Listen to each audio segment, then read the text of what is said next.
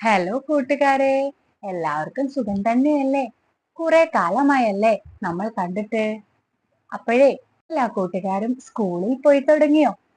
സ്കൂളിൽ പോയി തുടങ്ങിയപ്പോ മഴ കൂട്ടായി വന്നിട്ടുണ്ടല്ലേ? നിങ്ങൾ ഈ പാട്ട് കേട്ടിട്ടുണ്ടോ?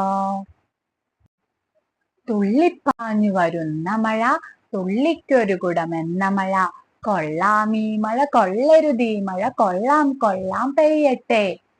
ആരുടെയായി പാട്ട് എന്നറിയാമോ? കുഞ്ഞുണ്ണി മാഷിന്റെ അല്ലെ? മഴയെ കുറിച്ച് കേൾക്കുമ്പോ എപ്പോഴും എന്റെ മനസ്സിലേക്ക് വരുന്ന ഒരു കുട്ടി കവിതയാണിത് അല്ലെ? മഴ നനയാൻ എല്ലാവർക്കും ഇഷ്ടമാണ്. സ്കൂളിൽ നടന്നു പോകുമ്പോ ചില കൂട്ടുകാരെങ്കിലും കെട്ടിക്കിടക്കുന്ന വെള്ളത്തിൽ കാലിട്ടിളക്കി നോക്കാറില്ലേ? അല്ലേ? ആ, അതുപോലെ തന്നെ ബസ്സിലും വണ്ടിയിലും ഒക്കെ പോകുന്ന കൂട്ടുകാരാണെങ്കിൽ മഴ പെയ്യുന്ന സമയത്ത് ചെറുതായിട്ടെങ്കിലും ഒന്ന് തല പുറത്തിടാൻ ആഗ്രഹിക്കുന്നവരല്ലേ? പോട്ടെ, ആഗ്രഹിക്കുന്നില്ലെങ്കിൽ നമ്മളൊന്ന് പുറത്തേക്ക് ചെറുതായിട്ടൊന്ന് ഇട്ട് നോക്കാറെങ്കിലും ഉണ്ട് അല്ലെ? അപ്പോ എല്ലാവരും മഴ ഒളിഞ്ഞും തെളിഞ്ഞും നനഞ്ഞും ഒക്കെ ആസ്വദിക്കുന്ന കൂട്ടുകാരാണ്. പക്ഷെ നമ്മളെ പോലെ തന്നെ മഴയെ ഇഷ്ടപ്പെടുന്ന മറ്റു ചിലർ കൂടി മഴക്കാലത്ത് നമ്മളെ തേടിയെത്താറുണ്ട്. കൊതുക്, വൈറസ്, ഫംഗസ്, ബാക്ടീരിയ തുടങ്ങിയവ ഇവരെ ചില സമ്മാനങ്ങളുമായിട്ടാണ് നമ്മളെ കാണാനെത്താറ് അല്ലെ? നമ്മള് മഴവെള്ളത്തിൽ കളിക്കുമ്പോ, കെട്ടിക്കിടക്കുന്ന വെള്ളത്തിൽ കാലിട്ടിളക്കുമ്പോ ഒക്കെ ശ്രദ്ധിക്കണം. ഇവര് തരുന്ന സമ്മാനം നമുക്ക് കൂട്ടുണ്ടാവും അല്ലെ?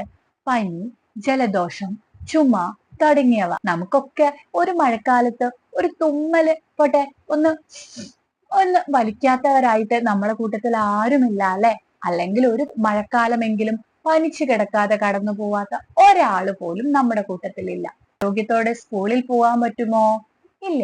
ആരൊക്കെയാണ് നമുക്ക് ഈ സമ്മാനം തരുന്നത്? നമ്മൾ നേരത്തെ പറഞ്ഞു അല്ലെ? കൊതുക്, ഫംഗസ്, ബാക്ടീരിയ, വൈറസ്. ഏതൊക്കെയാ സമ്മാനങ്ങൾ അല്ലെ? ഏതൊക്കെയാണ് പറയാൻ പറ്റുമോ? നമുക്ക് അത് പകർച്ചവ്യാധികൾ എന്ന് പറയും അല്ലെ? മഴക്കാലത്ത് പകരുന്ന അസുഖങ്ങൾ.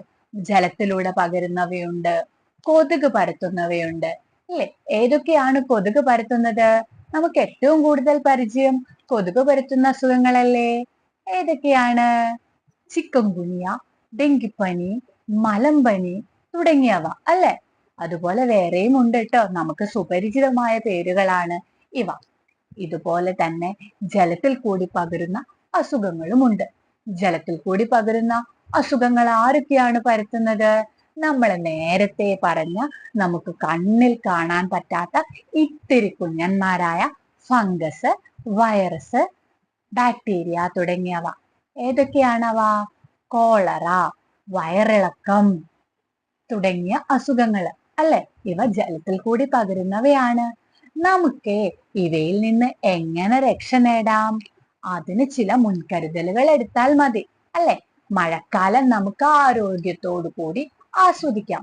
അതിനുവേണ്ടി നമ്മൾ ചില മുൻകരുതലുകൾ തീർച്ചയായിട്ടും എടുക്കണം. ഏതൊക്കെയാണ് ആ മുൻകരുതലുകൾ?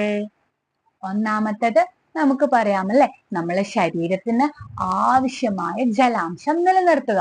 നമുക്ക് മഴക്കാലത്ത് വെള്ളം കുടിക്കാൻ തോന്നാറേയില്ല അല്ലെ? എന്നാലോ വേനൽക്കാലത്ത് നമുക്ക് ഒത്തിരി ദാഹം തോന്നും. പക്ഷെ മഴക്കാലമായാൽ നമുക്ക് തീരെ ദാഹം തോന്നൂല. അപ്പൊ നമ്മൾ എന്താ വിചാരിക്കുക? എന്റെ ശരീരത്തിൽ ആവശ്യമായ ജലമുണ്ടെന്ന്. പക്ഷെ അങ്ങനെയല്ല. നമ്മളെ ശരീരം നമ്മുടെ പുറത്തും ജലാംശത്തിന്റെ അളവ് കൂടുതലുള്ളത് കൊണ്ടാണ് നമുക്ക് അങ്ങനെ അനുഭവിക്കപ്പെടുന്നത്. അതുകൊണ്ട് തന്നെ നമ്മൾ തിളപ്പിച്ചാറിയ ജലം എപ്പോഴും കുടിക്കാനായി ശ്രദ്ധിക്കുക. അതാണ് ഒന്നാമത്തെ കാര്യം. അപ്പൊ നമ്മുടെ ശരീരത്തിന് ആവശ്യമായ ജലാംശം കിട്ടും. ഇതിൽ നമുക്ക് ആരോഗ്യത്തോടെ ഇരിക്കാനായി കഴിയും. രണ്ടാമത്തെ കാര്യം, കൈ ശുചിത്വം പാലിക്കുക.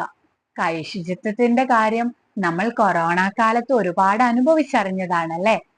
നമ്മൾ പുറത്തു പോയി വന്നാലും കളിച്ചു വന്നാലും സ്കൂളിൽ പോയി വന്നാലും ഒക്കെ ഒരു 20 സെക്കൻഡ് സോപ്പോ ഹാൻഡ് വാഷോ ഇട്ട് കൈ വൃത്തിയായി കഴുകുക. പിന്നെ മൂന്നാമത്തെ കാര്യം എന്താണ്? വ്യക്തി ശുചിത്വം പാലിക്കുക. നമ്മുടെ കൈ കാല് നഖങ്ങൾ വെട്ടി വൃത്തിയാക്കുക, കുളിക്കുക, വൃത്തിയുള്ള വസ്ത്രം ധരിക്കുക, വൃത്തിയുള്ള ചെരുപ്പ് ധരിക്കുക തുടങ്ങിയവയാണ്. പിന്നെ വേറൊരു കാര്യം കൂടിയുണ്ട്. നമ്മുടെ ചുറ്റുപാടും വീടും ഒക്കെ വൃത്തിയുള്ളതും ഉണങ്ങിയതുമാക്കി സൂക്ഷിക്കാൻ ശ്രമിക്കുക. അതെന്തുകൊണ്ടാണ്? വൃത്തിയുള്ള ചുറ്റുപാടിൽ നിന്നേ നമുക്ക് വൃത്തിയായിരിക്കാൻ കഴിയുകയുള്ളൂ, അല്ലെ? ഈർപ്പം കെട്ടി നിന്നാൽ എന്താണ്? പൂപ്പല് വരും, അല്ലെ? വൃത്തിയില്ലാത്ത ഒരു ചുറ്റുപാടായിരിക്കും നമുക്കുണ്ടാവുക. ഈർപ്പം മാത്രമല്ല, ചെറിയ രീതിയിൽ വെള്ളം കെട്ടിക്കിടന്നാൽ എന്താണ്? കൊതുക് പെരുകും, അല്ലെ?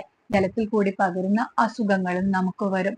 അതുകൊണ്ട് എന്നും നമ്മുടെ വീടും ചുറ്റുപാടും വൃത്തിയുള്ളതും ഉണങ്ങിയതുമാക്കി സൂക്ഷിക്കുക.